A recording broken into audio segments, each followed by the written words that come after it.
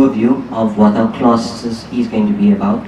So inshallah I'll start with Surah Al-Ikhlas or Qul Huwallahu Ahad. The objective of our course is to develop an understanding of the Qur'an. So my course is going to be very simple.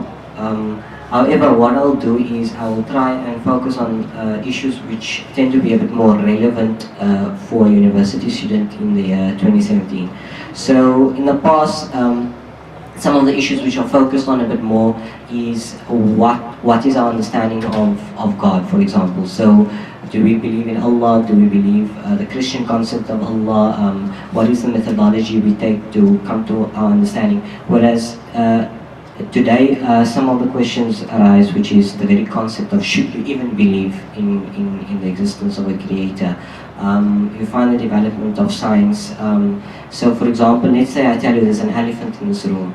Don't tell me I'm mad. How can there be an elephant in this room? Because you can't feel the elephant, you can't touch the elephant, you can't see the elephant, you can't hear the elephant.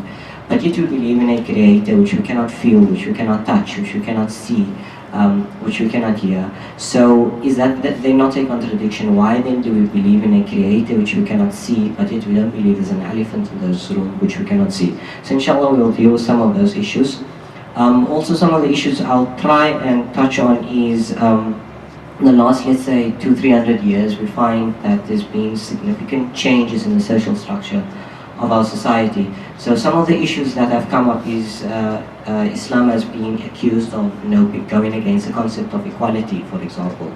So inshallah we'll deal with some of those issues. If you look at, for example, the last 6 to 8 decades or so, you find a very strong emergence of feminism, for example.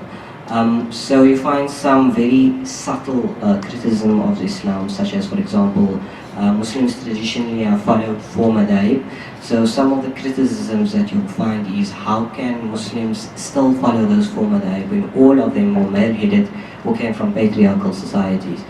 Should we then not re-look at those madhab? So inshallah if we have time, I'll look at some of the basis upon which those madhab were built and see if they are still capable of standing up to some of the criticism which has been leveled against it in the modern era.